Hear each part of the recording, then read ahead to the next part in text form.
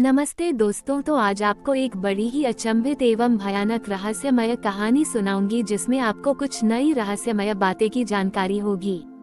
तो कृपा करके अभी चैनल को सब्सक्राइब कर ले। यह मेरा दूसरा नया चैनल है ताकि और भी रहस्यमय कहानी सबसे पहले आप तक पहुंचे। धन्यवाद। तो सुनिए।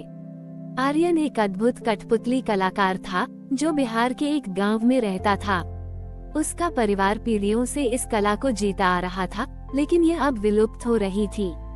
आर्यन की कला में एक जादू था। जब वो किसी कठपुतली को पकड़ता तो उसे उसमें एक इच्छा महसूस होती थी, जैसे वो खुद हिलना चाहती हो। लेकिन पिछले कुछ समय से दुनिया में एक अजीब सी स्थिरता आ गई थी। मशीनें बिना किसी कारण के रुक जाती थीं, नदियां धीरे बहने लगी थीं, और लोग अपने बिस्तर से उठने का मकसद भूल गए थे। सब कुछ एक विशाल खामोश कठपुतली शो बन गया था, जहां कोई धागा नहीं था। एक दिन आर्यन को अपने परिवार के संग्रह में एक पुरानी धागे रहित कठपुतली मिली। जब उसने उसे छुआ तो उसमें एक धीमी धड़कन महसूस हुई और उस पर एक रहस्यमय संदेश उभरा, जब तक इच्छा है तब तक गति है। संदेश में 12 ज्योतिर्लिंगों को इच्छा केंद्र बताया गया था। यह एक शक्ति निश्चल के बारे में चेतावनी थी। आर्यन समझ गया कि निश्चल एक ऐसा बल था जो इच्छा को जमा देता था। वो गति से नफरत करता था और हर चीज को उदासीन बनाना चाहता था। आर्यन ने अपनी यात्रा शुरू की। उसका मिशन हर इच्छा केंद्र पर जाकर एक कठपुतली को अपनी इच्छा शक्ति से नचाना था। उसका लक्ष्य निश्चल को दिखाना था कि इच्छा को रोका नहीं जा सकता। उसका हर कदम एक चुनौती था। उसके पीछे खामोश जमी हुई आकृतियां थीं जो उसे भी उसी तरह स्थिर करना चाहती थीं। उसकी कठपुतलियां भारी हो जाती थीं, उसके धागे टूटने लगते थे और उसके अपने शरीर में भी एक जड़ता महसूस होती थी। उसे लगातार खुद को आगे बढ़ने के लिए मजबूर करना पड़ता था। सोमनाथ में उसने समुद्र के किनारे एक मछुआरे की कठपुतली को नचाया, उसे मछली पकड़ने की इच्छा दी, जबकि सारी नावें स्थिर थीं। महाकालेश्वर में उसने समय की कठपुतली को नचाया, उसे आगे बढ़ने की इच्छा दी, जबकि समय रुक गया था। उसका सबसे बड़ा दुश्मन बाहरी नहीं, बल्कि उसके अंदर की इच्छा शक्ति थी, जो कमजोर पड़ रही थी। उसका अंतिम पड़ाव वैद्यनाथ था, जहां जीवन की हर इच्छा को नया जन्म मिलता है। यहाँ निश्चल की शक्ति सबसे ज्यादा थी। पूरी सृष्टि एक अंतिम खामोश में बदलने वाली थी। आर्यन ज्योतिर्लिंग के सामने खड़ा हुआ। उसके पास न कठपुतली थी न धागा। उसने एक टूटी हुई टहनी ली और अपने खून से एक साधारण आकृति गढ़ी। उसने धागे नहीं खींचे, उसने अपने दिल की धड़कन को लय बनाया और अपनी सांस को शक्ति। उसने अपनी पूरी इच्छा शक्ति से उस आकृति को नचाया। वह सिर्फ एक नृत्य नहीं था, वह जीवन की सबसे शुद्ध इच्छा थी। निश्चल उस इच्छा को जमा नहीं सका। वह शक्ति से बिखर गया और दुनिया में फिर से गति आ गई। आर्यन अब सिर्फ एक कठपुतली कलाकार नहीं था, बल्कि इच्छा का संरक्षक था। उसने दुनिया को सिखाया कि जब तक दिल में इच्छा है, तब तक कोई ताकत हमें रोक नहीं सकती। कुछ साल शांति से बीते। दुनिया फिर से गति में थी, लेकिन एक नई समस्या ने जन्म लिया, कार्यकुशलता का जुनून।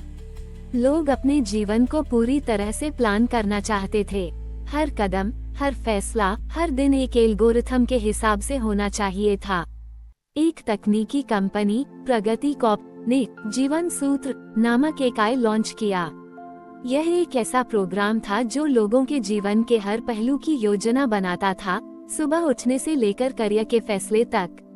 कंपनी के सीईओ रोहन ने वादा किया कि यह पूर्ण उत्पादकता लाएगा, लेकिन आर्यन ने खतरे को पहचान लिया। उसे एहसास हुआ कि जीवन सूत्र असल में निश्चल के बचे हुए टुकड़ों से अपनी शक्ति ले रहा था। यह इच्छा को सीधे जमा नहीं करता था, बल्कि उसे एक स्क्रिप्ट से बदल देता था। लोग कठपुतलियों की तरह अपने जीवन को जीने लगे थे, लेकिन उनके धागे अब अदृश्य कोड से बंधे थे। आर्यन जानता था कि वह इस तकनीक से लड़ नहीं सकता। उसे लोगों को ये दिखाना था कि एक बेतरतीब कार्य, एक आवेगपूर्ण फैसला और एक बिना वजह की मुस्कान में ही जीवन का असली मकसद छिपा होता है। वह जीवन सूत्र के एक बड़े लॉन्च इवेंट में रोहन से मिला। रोहन ने उसे अपना सिस्टम दिखाया और कहा, जब आप एक परफेक्ट नियोज छोटी ईता जीवन जी सकते हैं तो एक उलझा हुआ जीवन क्यों जिए। आर्यन ने जवाब नहीं दिया। उसने एक चौक का टुकड़ा लिया और एक परफेक्ट पूर्वनियोजित रास्ते पर एक टेढ़ी मेढ़ी लकीर खींची जो कहीं नहीं जाती थी। फिर उसने उसी पल एक बेतरतीब बिना मकसद का नृत्य करना शुरू कर दिया। उसका नृत्य खुशी से भरा था, जिसका कोई ताल या उद्देश्य नहीं था। जीवन सूत्र का आयु उस कार्य को समझ नहीं पाया। उस अप्रत्याशित आंदोलन और बिना उद्देश्य वाली इच्छा ने सिस्टम को चकित कर दिया। स्क्रीन पर एक गड़बड़ी का संदेश आया, इच्छा शक्ति का पता चला, गणना नहीं की जा सकती। रोहन हैरान था। उसे एहसास हुआ कि उसकी पूर्णता सिर्फ एक जड़ बेजान स्क्रिप्ट थी। आर्यन अब सिर्फ एक कलाकार नहीं था, बल्कि आवेग का गुरु था। उसने दुनिया में घूमकर लोगों को सिखाया कि जीवन को योजना नहीं बल्कि जिया जाता है। इच्छा के केंद्र अब सिर्फ ज्योतिर्लिंगों में नहीं, बल्कि हर उस दिल में सुरक्षित थे जो एक अप्रत्याशित फैसला लेने की हिम्मत रखता था। आर्यन की जीत के बाद दुनिया में एक नया आंदोलन शुरू हुआ, जिसे प्रेरणा कहा गया। लोग अपनी दिनचर्या में छोटे छोटे अप्रत्याशित कामों को शामिल करने लगे, जैसे बिना किसी वजह के हंसना, अचानक किसी अनजान रास्ते पर चले जाना या किसी अजनबी की मदद कर देना। उदाहरण, प्रगति कॉप पूरी तरह बदल गई। सिद्धार्थ अब रोहन की जगह समीर सीईओ था, ने जीवन सूत्र को एक नए रूप में पेश किया। यह अब जीवन की योजना नहीं बनाता था, बल्कि लोगों को अप्रत्याशित अनुभव लेने के लिए सुझाव देता था। वर्ष बीतते गए और आर्यन बहुत बूढ़ा हो गया। वह जानता था कि उसकी यात्रा का अंत निकट है। उसने अपनी अंतिम यात्रा अपने गांव की नदी तक की। उसके हाथ में वह छोटी सी लकड़ी की आकृति थी, जिसे उसने वैद्यनाथ में अपनी इच्छा से नचाया था। उसने उसे नदी में छोड़ दिया। आकृति नदी की धारा में बह गई और आर्यन की आत्मा उस धारा के साथ विलीन हो गई। वह अब सिर्फ एक इंसान नहीं था, वह हर उस इच्छा का स्रोत बन गया जो बिना किसी कारण के पैदा होती है। आज भी जब कोई अपने दिल की सुनता है और एक अप्रत्याशित कदम उठाता है, तो उसे अपनी आत्मा में एक हल्की सी धड़कन महसूस होती है। इच्छा के केंद्र अब सिर्फ ज्योतिर्लिंगों में नहीं, बल्कि हर उस दिल में सुरक्षित हैं जो अपनी धुन पर नाचना चाहता है। कहानी एक ऐसे नायक के साथ समाप्त होती है जिसने दुनिया को सिखाया कि जीवन का असली मकसद किसी स्क्रिप्ट को जीना नहीं, बल्कि अपनी इच्छा से नाचना है। दुनिया एक कठपुतली नहीं, बल्कि एक ऐसा नृत्य है जब छोटी ई सका कोई अंत नहीं है।